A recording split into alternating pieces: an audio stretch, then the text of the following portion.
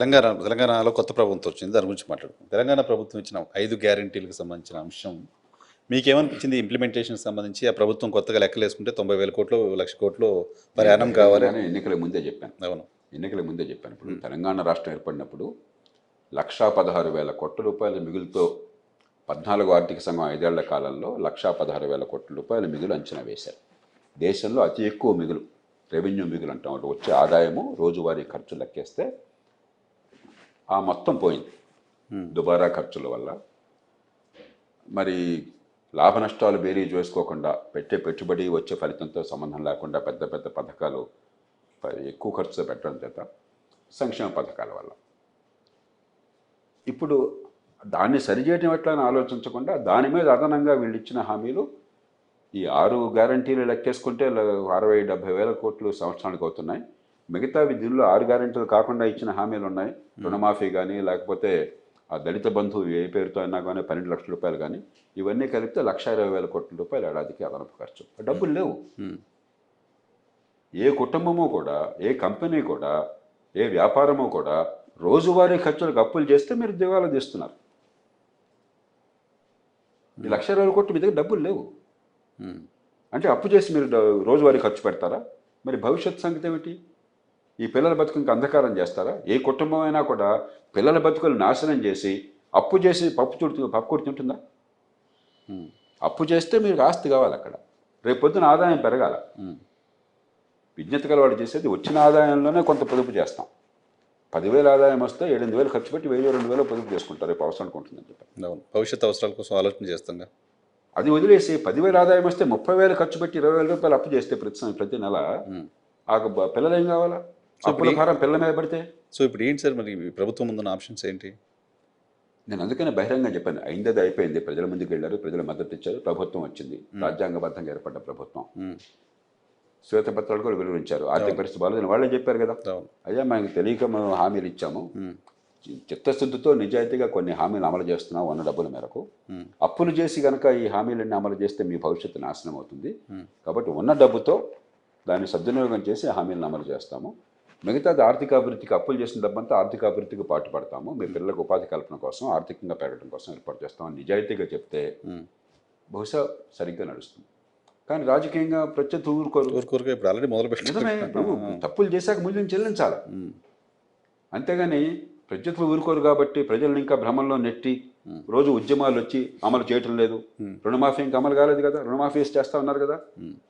ఎవరో ఒకళ్ళు వచ్చి గొడవ చేసి చేస్తామని చెప్పి నాంచి రాష్ట్రారోకోలు చేసి చివరికి రచ్చరచ్చ అవడమే తప్ప అది సాధ్యమయ్యే పని కాదు. సాధ్యం చేసినట్టయితే రాష్ట్రం సర్వనాశనం అయిపోతుంది. కాబట్టి నిజాయితీకి ఎప్పటికప్పుడు మనం నిజం గురించి మాట్లాడుకుందాం. ఎక్కడో చోట అడుగుపడాలి. రాజకీయం అంటే అంత పచ్చి అబద్ధాలు మాట్లాడడమే. ముఖ్యమంత్రి గారు ఈ గతంలో చెప్పినట్టుగా వైరల్ వీడియో వచ్చింది. అవును, ఏమయ్యా మోసం చేయమని మీరు నన్ను కోరుకుంటున్నారు, మేము మోసం చేస్తున్నాం, మమ్మల్ని అడుగుతారంటే చెప్పని మోసం పోవడానికి అభినందిస్తున్నాను. ఆ మాట నిజాయితీగా నిష్కర్ష చెప్పినప్పుడు. కానీ ఇప్పుడు చెప్పాలి. అదే రీతి ఇప్పుడు కనుక చెప్పి నేను బహిరంగ చెప్పాను, నేను పూర్తిగా మద్దతు ఇస్తాను. ఏమంటే ఇన్ని మనం చేయలేము, ఇవి 3 బాగా చేస్తాం, మిగతా పరిస్థితి వస్తే అప్పుడు చేద్దాం. అప్పు చేసి మాత్రం చేయడం సాధ్యం కాదు. మీ భవిష్యత్తు అంధకారం అవుతుంది. ఆ మాట చెప్పి కనుక సత్తుతో అమలు చేశారనుకోండి, మనందరం జిందాబాద్ చెప్పాలి. ఎలక్షన్ అయిపోయింది, మళ్ళీ వచ్చే ఎలక్షన్లో మీరు పోటాడుకోండి. నేను అందుకనే కేసీఆర్ కేటీఆర్ కూడా బహిరంగ విజ్ఞప్తి చేశాను. ఎన్నిక అయిపోయింది, ఇప్పుడు తెలంగాణ మనది, ప్రభుత్వం మనది. ఎవరున్నా కూడా తెలంగాణ భవిష్యత్తు మనందరి భవిష్యత్తు. కాబట్టి మన రాజకీయ లబ్ధి కోసం రాష్ట్రం నాశనం కావాలని కోరుకోవద్దు, రాష్ట్ర ఆర్థిక భవిష్యత్తు నాశనం కావాలని కోరుకోవద్దు. ఉన్న పరిస్థితుల్లో పిండి కొద్ది రొట్టె. ఎంత పిండి ఉంది, ఎంత మనకి డబ్బులు ఉన్నాయి, దాన్ని బట్టి పథకాలు అమలు చేద్దాం. మిగతాది అప్పులు తీసుకొచ్చే డబ్బంతా రాష్ట్ర భవిష్యత్తుకు పునాదులు వేద్దాం. ఇంతకంటే వేరే మార్గం లేనే లేదు. ప్రజలు మేము హామీలు ఇచ్చాము, అమలు చేయకపోతే ప్రజలు ఏమనుకుంటారు అనే దానికంటే ఆ పార్టీ ఏముంటుందో, ఆ పార్టీలు ఏముంటాయనే భయమే ఎక్కువ ప్రభుత్వం ఉంటుంది. ఇప్పుడు అది రాజకీయంలో భాగం అది. కానీ నేను మన ప్రజల పట్ల నాకు విశ్వాసం ఏంటంటే, మీరు నిజాయితీగా మాట్లాడితే, మీలో చిత్తశుద్ధి ఉన్నట్టయితే ప్రజలు ఇప్పుడు ఆదరిస్తారు. తప్పులు జరిగినా ఆదరిస్తారు. ఉదాహరణకి డిమానిటైజేషన్, నోట్ల రద్దు జరిగిన తీరు చాలా బాధాకరం.